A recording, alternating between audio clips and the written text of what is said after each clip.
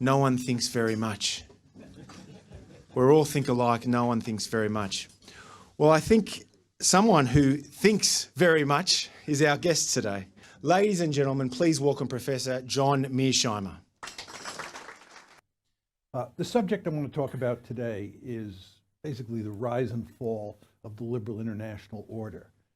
And what I want to try to explain is exactly what the liberal international order is. Very important to sort of understand in some detail what it is, and then to lay out to you what I think went wrong, and then briefly talk about where I think we're headed. This is my core argument. My core argument is that the liberal international order was created in 1990, and that's when the Cold War ended. And as I'll try to emphasize here, the liberal international order was not created in 1945.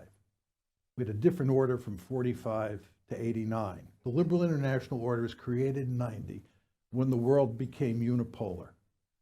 The United States, which was the sole pole, played the key role in creating that order. We mattered the most. And despite considerable success in the 1990s and early 2000s, if I had come here in 1999 and told you that the liberal international order contained the seeds of its own destruction, you would have laughed at me, because things were going pretty well then. But then it began to go south right around 2004, 2005, and it has failed and is doomed. And I'll make the argument that's for two reasons. One, which I just said, contains the seeds of its own destruction, and also the rise of China and the resurrection of Russian power under Vladimir Putin. Okay, these are the questions I want to address. First of all, what is the liberal international order? Make it very clear. When do you get liberal international orders? You don't get them all the time. When do you get them? Then why did it fail? And then where are we headed? Those are the four big questions I'm going to address in that order. Okay, first question, what's the liberal international order? What I'm going to do here is I'm going to define for you what an order is, what it means to be an international order, and then what it means to be a liberal international order. Okay? So an order for me is an organized group of international institutions that help govern the interactions among the member states. You hear people all the time talk about the fact that we live in a rules-based system. Those rules are embedded in international institutions.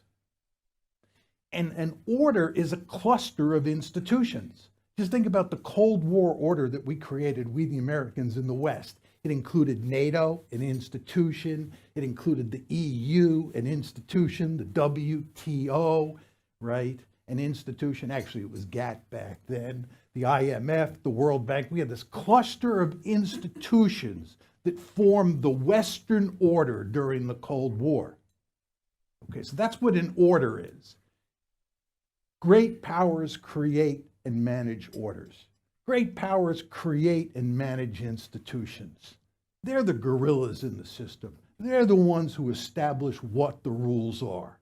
And of course, that's the United States of America, and to a lesser extent, countries like China and Russia in recent years. Okay, so that's what an order is, this cluster of institutions. What's an international order? An international order must include all of the world's great powers. So if you're in the Cold War, to have an international order, it has to include both the United States and the Soviet Union.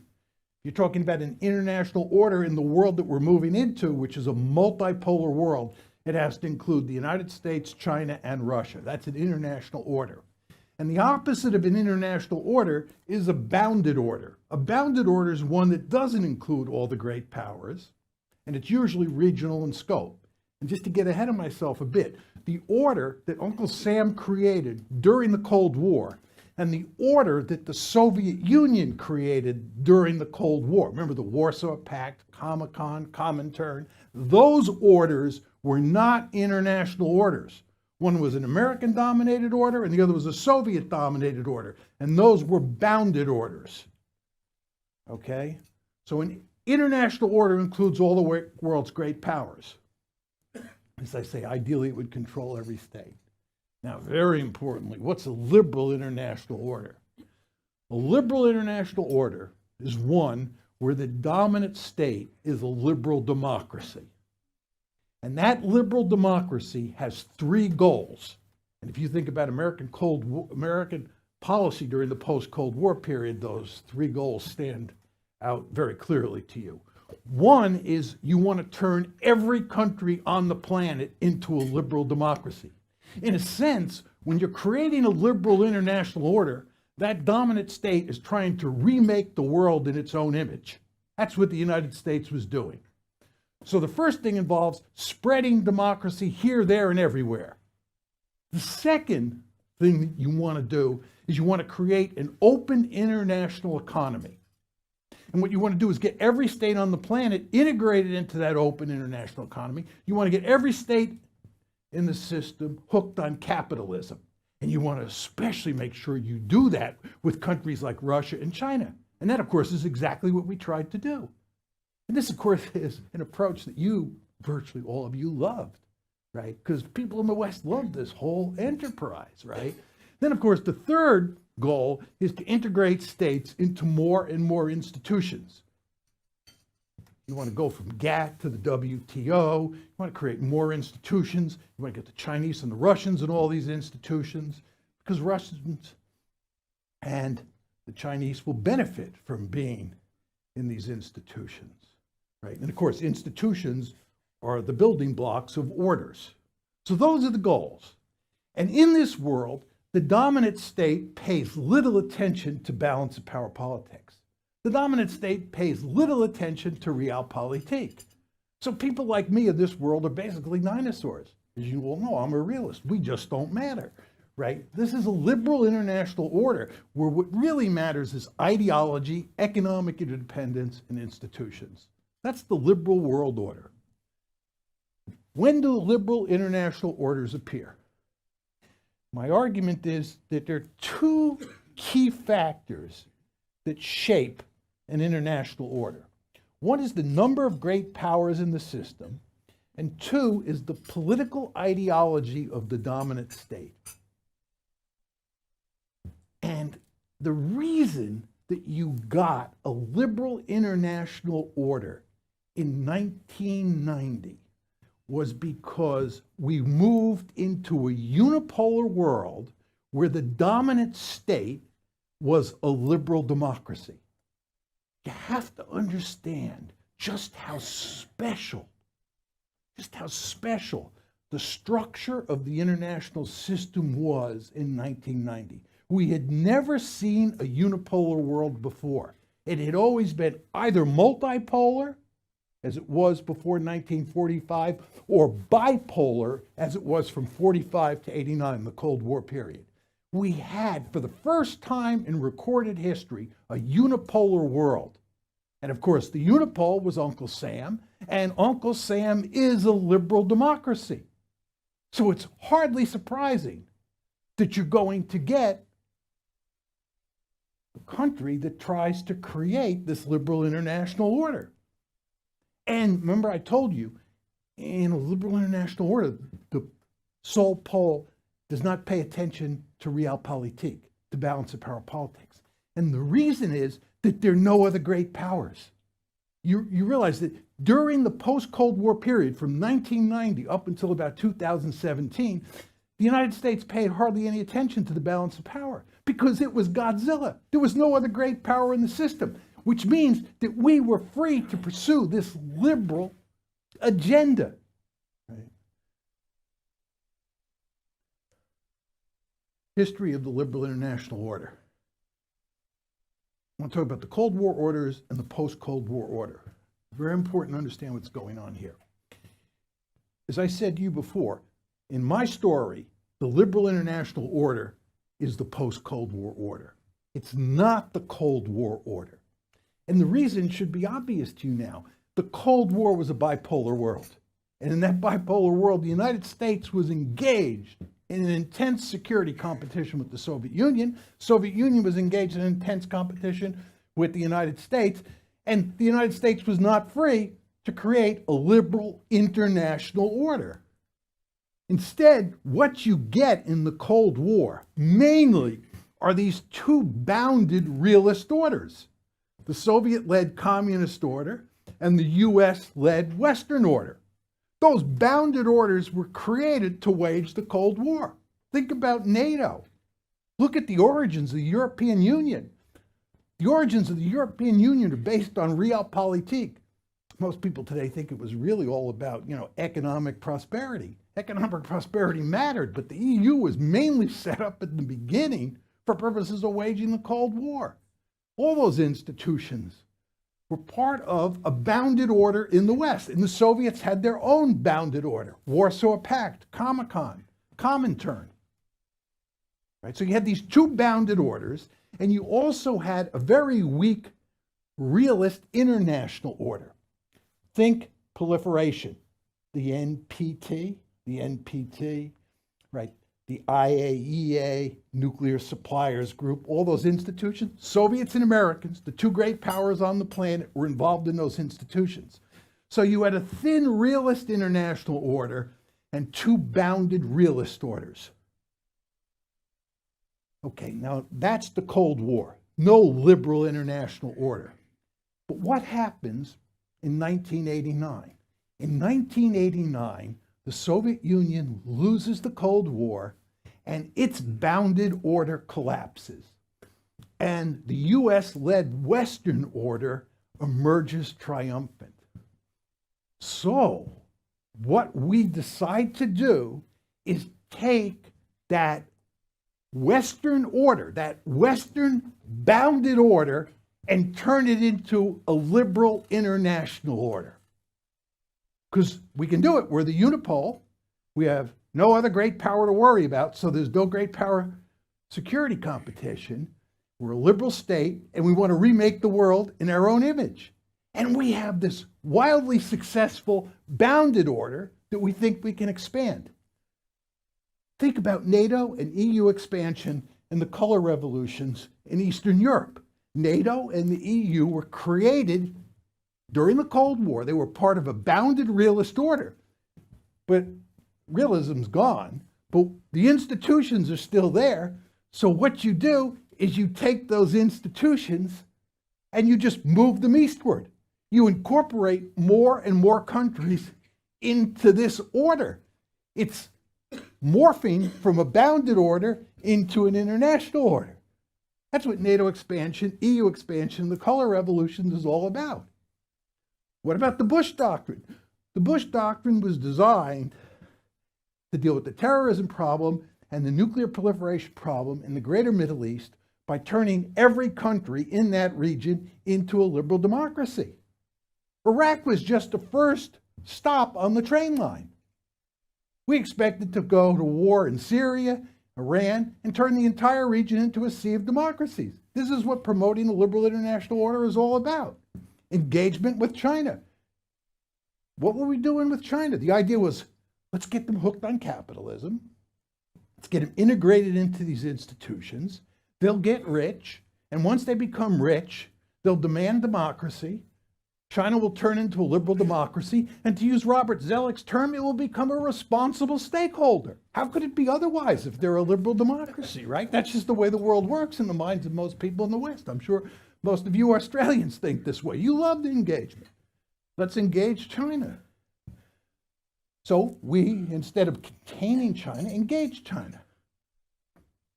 Now, as I said to you, the golden years were 1990 to 2004. If I had been here before 2004, you would have thought I was nuts, right? But then in 2005, the order started going south. Iraq turned into a disaster. Afghanistan, which first looked like a great success, turned into a disaster. The international economy almost went off the cliff in 2008. The euro crisis happened shortly after that. I could go on, right? Something went badly wrong. This brings us to the question, what went wrong? Now, as Tom said, lots of people think the problem is Donald Trump, right? Oh my God, how did that guy ever get elected? And, once we get rid of him in 2020 and we put somebody like Joe Biden in there, we'll be fine. We just sort of go back to square one. Right. I want to be clear here. I am not a Trump supporter. Right. I'm very clear on that. I'm not a Trump supporter. But I do not believe that Donald Trump is responsible for the mess we're in. In fact, it's very important to understand that Donald Trump got elected in part by running against the liberal international order, which of course is why most of you don't like him, right? Donald Trump said, I'm getting out of the business of spreading democracy around the world. And as you know, he's never met an authoritarian leader or a dictator he didn't want to jump into bed with, right? That's one. Two, with regard to an open international economy, the guy's a protectionist. And with regard to institutions, he's never seen an institution he doesn't loathe. NATO's obsolete. EU leaders say that he's the greatest threat to the EU they've seen on the planet. The guy loathes the WTO. He's never seen an institution he likes. NAFTA, pulled out of the TPP, which I think was a huge mistake, but he didn't like institutions. He ran against the liberal international order. He said it failed, and he got elected. He's not the problem. He's a manifestation of the problem. What really went wrong?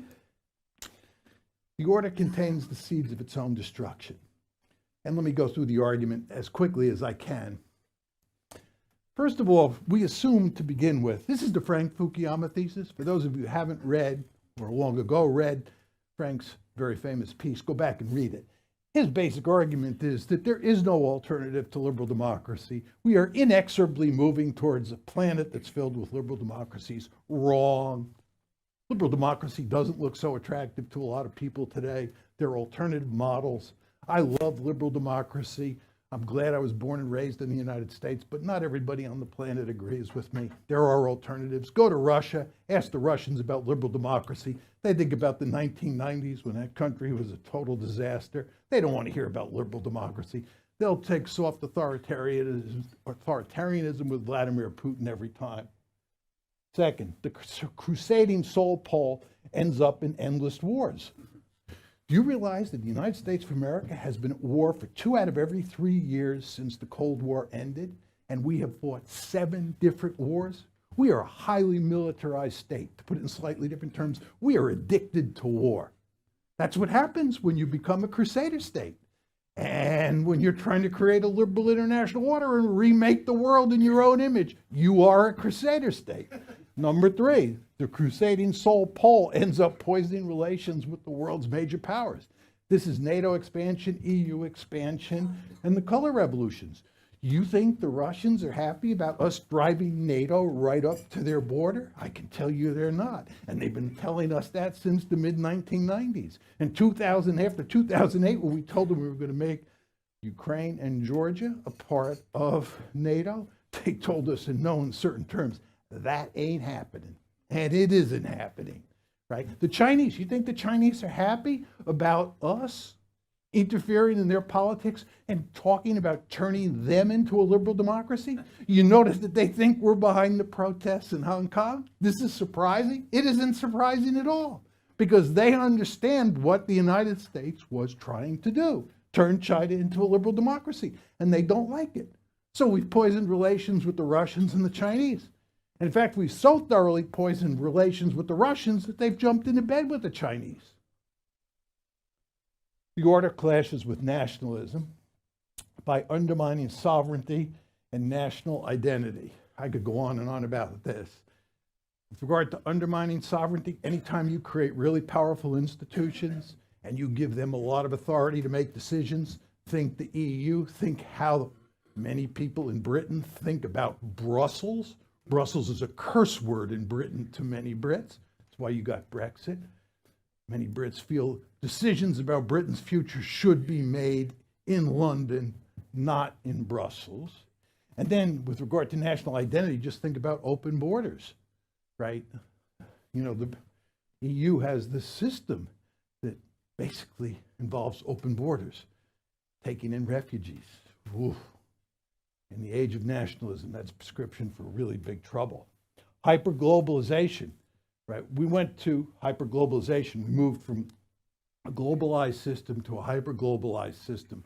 We went from GATT to the WTO. Trade became much more fulsome. It was much easier to move capital around the world. And this created all sorts of problems. Donnie Roderick, in his terrific book on the paradoxes of globalization, lays this whole story out.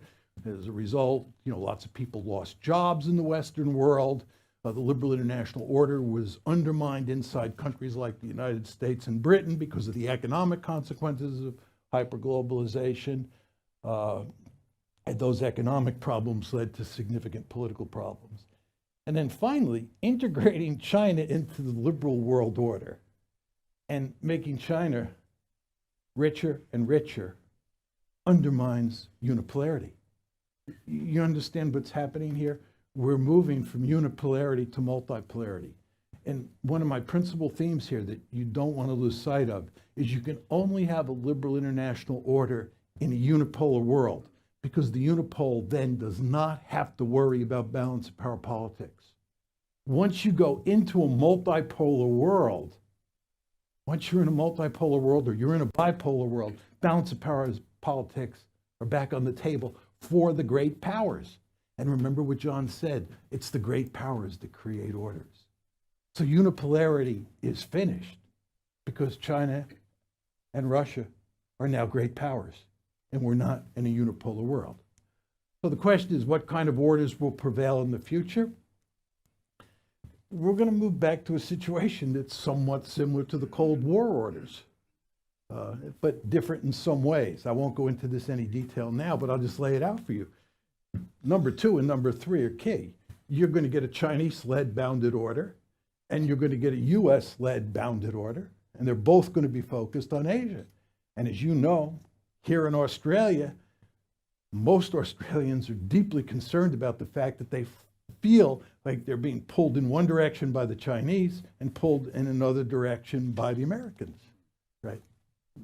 What the Americans are going to want is the Americans are going to want you to join their order, and the Chinese are going to want you to join their order. You're going to have alliance structures out here, right? You're going to have economic relationships that are all tied up with this security competition that is setting in. The United States and China will lead 2 bounded orders that will wage security competition and hopefully not war between them, just like happened during the Cold War. That's why so many people who look at what's happening today say this is reminiscent in important ways of the Cold War. And of course, as was true in the Cold War, you also have an international order. Again, think proliferation. My sense is that both the Chinese and the Russians and the Americans will work together at the international level to create or to maintain a proliferation regime. And they will work together on other issues, hopefully on things like climate change. But there will be a thin, realist international order. But the 2 orders that will matter the most, as was the case in the Cold War, are those 2 bounded orders that the 2 biggest gorillas in the system, the United States and China, will be in charge of.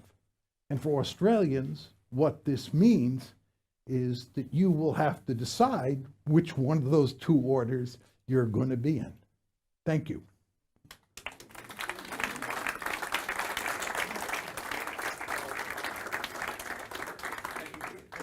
Thank you, John. There was a lot to digest there, and we'll take some questions. I'll ask the first one and put you on the spot, because your thesis is that we're witnessing not just China's increasingly assertive behaviour strategically, but also the reassertion of Russian power. But is there a danger you're overstating their strengths, because both of those states are bound by serious limitations and weaknesses? I think of Russia. They've got some serious demographic problems. They're addicted to petrodollars. And as for China, the saying is that they all grow old before they grow rich. They have serious problems with air and water pollution, a lot of corruption at the higher ends of the political leadership, and that's not to mention the ethnic tensions in China. So is there a danger you're overstating both the powers of both Russia and China? With regard to Russia, Russia is a declining great power. And even now, it's not as mighty a power as China is. From the American perspective, the real threat here is China. It's not Russia. And again, Russia gets weaker with the passage of time for demographic reasons and also because of its economy. It's basically one giant gas station. And the Russians would like to rectify this situation, but they can't do that because they're in an arms race, mainly with the United States. So the Russians are not a problem. The question is the Chinese, right? I hope that you're right. You understand, from an American perspective, I want to see the Chinese economy flatline, if not decline. I don't want the Chinese to become a potential peer competitor. This is why I was opposed to engagement. I thought it was lunacy to fuel the economy of China so that it could become a potential rival of the United States. And I saw no way of avoiding that, okay? So I hope that those problems that you describe in China manifest themselves and that China does not become a peer competitor, and indeed the United States continues to grow and grow and grow. And then, by the way, we would go back to unipolarity, and again, the interesting question would be, would we pursue liberal hegemony again? Okay, next question. Yep, just 1 second. Richard Beattie. Professor, the United Nations was one major international institution you didn't mention in your talk. I'd be interested in why. Yeah, just very quickly. Remember, during the Cold War, I said there was a realist international order, and that will be true in the future. That's where the UN would be, because all the great powers are in the UN, and virtually every country is in the UN. So the UN is the truest international institution on the planet. And I didn't mention it because it's basically a meaningless institution. It just doesn't matter. James Phillips. Thank you, and thank you so much for your talk, John. The part of the thesis that you could easily export liberal democracies, particularly to countries in Central Asia, which came from a very different political tradition, seemed to me is always very ahistorical, because the circumstances in which liberal democracies have developed are very, very specific and quite rare. Do you think there's a bit of a problem in Washington strategic thinking about being ahistorical and being too ideological? I think the answer is, of course, yes. And I think that was especially true at the end of the Cold War. The Fukuyama thesis was wildly attractive to most people in the West, not just Americans, especially Americans, and actually especially West Europeans, because we had come to believe that we won the Cold War because we were liberal democracies. That was a superior system, and that we had defeated fascism in the early part of the 20th century, communism in the second part of the 20th century. Those were the two viable alternatives, but they proved not to be viable alternatives, and there really was no other alternative. And as Fukuyama argued, it would be easy, right, to promote democracy around the world because it was the only meaningful option. In other words, we had the wind at our back. And not only did we have the wind at our back, we were extremely powerful. Charles Krauthammer wrote this very famous article called The Unipolar Moment, in which he said, and this article was written around the time Fukuyama published his article, Krauthammer said, the United States has just emerged from the Cold War as this remarkably powerful country. We can do all sorts of things with all the power we have. So all you have to do is marry the Krauthammer argument with the Fukuyama argument, which says we have the wind at our back, and you're off to the races. And this is what you get, right? And it didn't work out very well. Now, you say Americans are not very historical. Most people are not very historically oriented. They don't pay attention to history. And it's probably more true of Americans than others. And as a result, we got our snouts whacked. It's really quite amazing what a pathetic record we have, between the period 1990 and when Donald Trump moves into the White House. And Trump said this in the debates. He made it very clear. If you look at the track record of Democrats and Republicans alike, remember, he went after George W. Bush, who actually looked like Woodrow Wilson on steroids, right? When you read George W. Bush's second inaugural address, it's like, holy smokes. And Condoleezza Rice, she also drank the Kool-Aid. She used to be a realist in the 1990s. If you read her famous foreign affairs piece from January, February 2000, which was written as sort of a brief for what the Republican platform would look like on foreign policy. It's a very realpolitik, non-Wilsonian document. But after she came to power, she and Bush, wow, they really bought into this. And there were very few people who argued against it. Next question. Leon, former intern at CIS. Great to see you back. Leon has flown all the way from New Zealand. Thank you for coming to Australia, Professor MEARSHEIMER. This is probably going to be related to my essay question for my uni, so I'll ask you this anyway. Donald Trump. So I personally think he's more of a random foreign policy guy, because in a way he supports liberal hegemony in a sense, because he bloated the budget. He's very hostile to Iran, very hostile to China, but also you said that he's quite isolationist. So is he a realist or is he not? Like, I just want to hear your thoughts. Well, I don't think that Trump is an isolationist, right? And I also don't think Trump is in favor of liberal hegemony. He's not in the business of promoting liberal democracy. He likes tariffs and is not a big fan of an open international economy. And he doesn't like international institutions. These are all the hallmarks of a liberal international order. So he doesn't fit in that category. Some people ask me, is he a realist? Because there are a number of things that I say that sound like Trump would agree, or that there's some overlap in our views. I think it's hard to say Trump is anything in particular, because he kind of flies by the seat of his pants, and it's hard to figure out exactly what his views are at a macro level. To put it in slightly different terms, if you want to distinguish between tactics and strategy, he's not a strategist, he's a tactician, right? He just believes he can, take a problem and he can deal with it, right? But how it all fits into a big picture is very hard to say. He's not an isolationist. That's one key point. And the other thing is he's not a fan of the liberal international order. Thank you, John. This is Andy Kennard. Andy. Thanks, Professor, for a very exciting discussion. China seems to be looking at the big picture more than the US, if you're talking about just the bipolar situations. And I take the Belt and Road Initiative, they seem to be gathering, if not friends, alliances by the Belt and Road, and putting countries into debt they can't pay, and buying the alliances. Is that right? And is it also an issue for the US alliance? Well, the big difference between the United States and China is that the United States is a global superpower, and it has interests all over the world.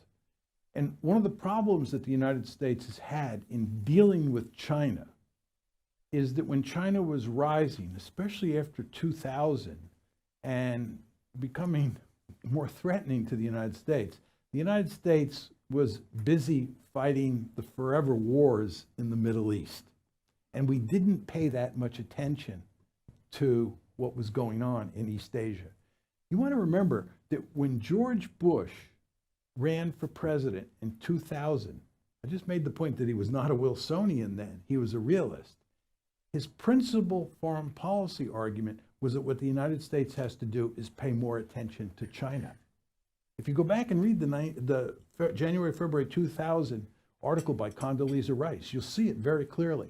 So when Bush came to power, it looked like we were going to put our focus on dealing with China. Of course, he comes to power in January 2001, and then you have September 11th.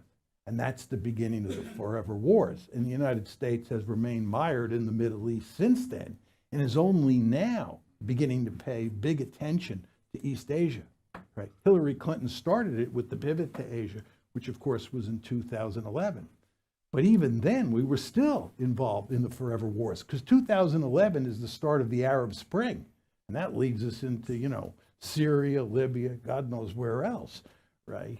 And so we have not been focusing enough on East Asia. And I think Pompeo's visit is, an indicator that that's beginning to change in an important way.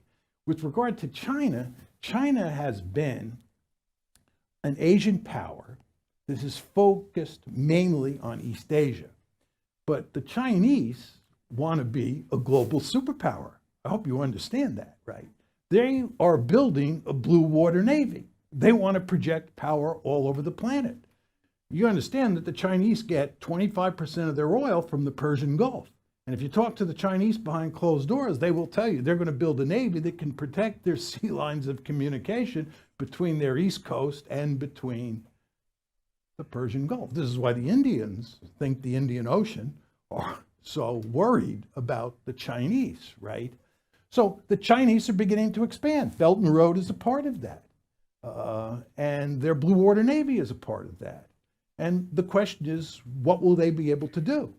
Here in East Asia, and I believe almost everywhere else, the United States is going to try to contain them. We will go to great lengths to make sure they don't become a global superpower. And if they do become a global superpower, we'll meet them on every, square inch of the planet, the same way we did with the Soviet Union. Although the focus will be mainly here. Now is as in good a East time Asia. as any is to say that on Thursday night, CIS is hosting a debate at Canberra's Hyde Hotel in front of 550 people, believe it or not. Debate between John Mearsheimer and Hugh White, whom some say is Australia's leading strategic thinker. Hugh White will argue on Thursday night, John, and his view reflects the views of a lot of business people in this country, that Australia has become obviously a far more prosperous place over the last 20 years thanks to China. We weathered we weathered the global financial crisis more than 10 years ago, largely because of China. This is the argument. It's our largest trade partner by two, twice more powerful as a trade partner than Japan. China is bound to get more powerful. So why should Australia support America in a containment strategy against China? Well, what you want to think about is you could have this intense security competition between these two gorillas, and it's going to be centered here on East Asia. And you're caught in the middle. You're not the only country that's caught in the middle, but you're caught in the middle. And you have to choose which side you want to be on. And you understand, if you go with the Chinese, then you're our enemy. And we put our gun sights on you. You understand that, right? You're either with, this is a zero-sum game. You're either with us or you're against us. So what are you saying? Because of all this economic prosperity, and I don't deny anything that Tom said. I fully understand that China has been very good to you and that you would love to perpetuate this situation ad infinitum. You'd be crazy not to. I understand that. But what I'm saying to you is those days are over. You have to choose. And if you choose to ally yourself with China against the United States and there's a bitter security competition, you're our enemy. That's one point. Second point is, this is really a choice between security and prosperity. And the question you have to ask yourself is, if China dominates East Asia, what's life going to be like for you? And I would say, for any of you who think it won't be too bad, you should just go to Latin America and talk to all those countries in Central America and South America and ask them what it's like living in the Western Hemisphere with the United States as the regional hegemon. And most of those people don't like the United States at all. And they would be very happy if the United States went away as a regional hegemon. And I think that would be the case if China dominated Asia. I think you don't want that. You'd much prefer to have the United States protect you and prevent China from dominating Asia, even though it will have economic costs. Okay, next question, Martin Bloom. A few years ago, it was popular to speak of a strange East Asian country called China and India, as if China and India was some sort of united mess which was messing against the United States. Now these days, India seems to be totally unfashionable. Where does India play any part in any forthcoming order? It's very simple. India's with the Americans, right? India has two big problems with China. The first problem is the border problem in the Himalayas. You remember 2 years ago, they almost came to blows over that border dispute, and they fought a war in the early 1960s on this issue. And secondly, as I alluded to a few minutes ago, there's the Indian Ocean. The Indians live in fear of the Chinese building a blue water navy and projecting power into the Indian Ocean. One of the principal reasons that relations between India and the United States are so good today is not because they're both democracies, it's because the Indians fear the Chinese, and the Indians are interested in having some sort of alliance with the United States for purposes of containing China. And I think here in Australia and in Japan, you see even closer relations with the Indians for the same reason. So the Indians will be with us. There's no question about that. I think the Australians will be with us. There's no question about that. The interesting cases, in my opinion, are Myanmar and Pakistan, right? You can pretty much predict where everybody will be. And of course, Russia as well. But the United States will go to great lengths to have Myanmar on its side. And the Chinese are already working that one from the other side. Pakistan looks like it'll be allied with China. The United States will go to great lengths to peel the Pakistanis away from the Chinese. And then there's the Russians, where the Americans have foolishly driven the Russians into the arms of the Chinese. I mean, we need to improve our relations with Russia and get the Russians on our side. And the other case, I won't go into this in any detail, is Iran. It's crazy to be picking a fight with Iran because we're just driving the Iranians into the arms of the Chinese. I was in Iran in December 2017. You see virtually no American influence. And of course, we're mortal enemies with the Iranians, but you see Chinese influence all over the place. And the Chinese are going to want a foothold in the Persian Gulf. Remember, 25% of their oil comes out of the Gulf, right? So you want to think about countries like Iran, countries like Russia, Pakistan, and Myanmar. I think those are the key questions, not so much India. Okay, I've got a couple more, maybe 3 questions. Barbara Holly. Thank you. Professor Mearsheim, I grew up a Sydney person, spent many years in Canberra, but my gulag at the moment is a very stressed part of Queensland called Central Queensland. And we have had our back broken on the rack of climate change policy. And I'm listening carefully to what you're saying, but I've made a study of UN policy.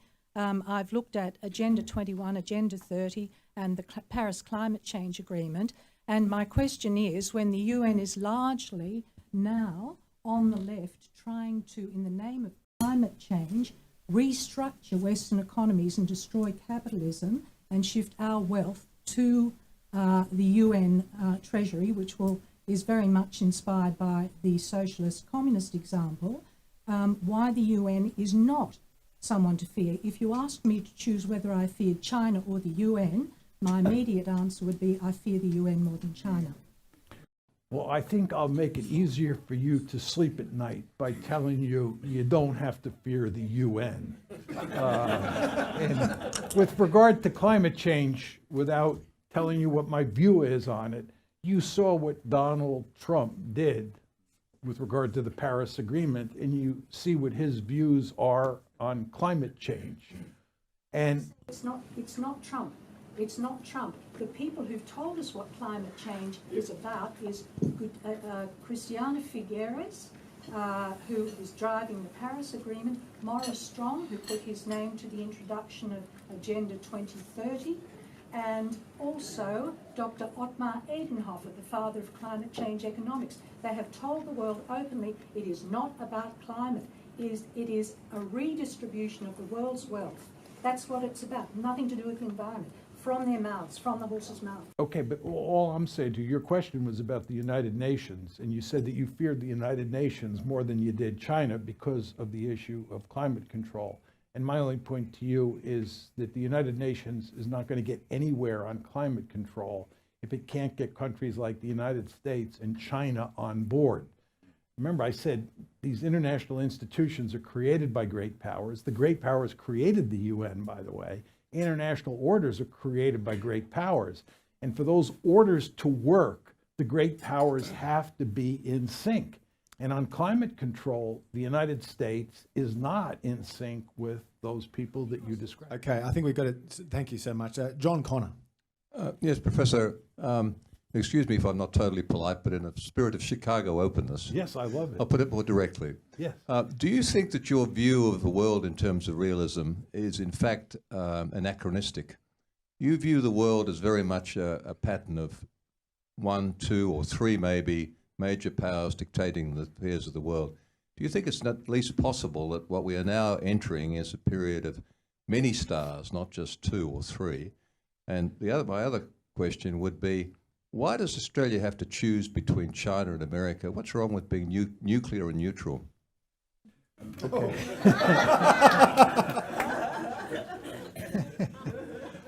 Just with regard to the first question is, am I a dinosaur?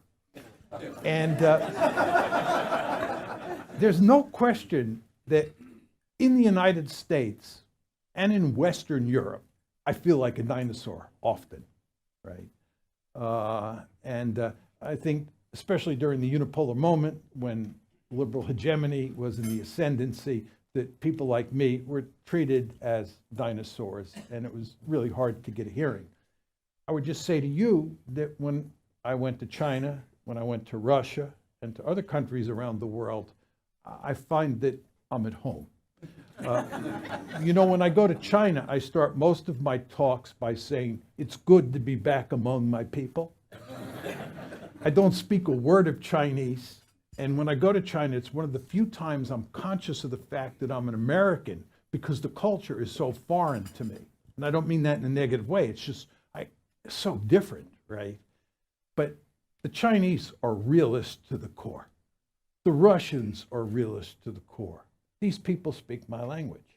This is why you take Vladimir Putin and put him up against Barack Obama. This is Bambi versus Godzilla, right? Because Barack Obama is playing by the liberal playbook.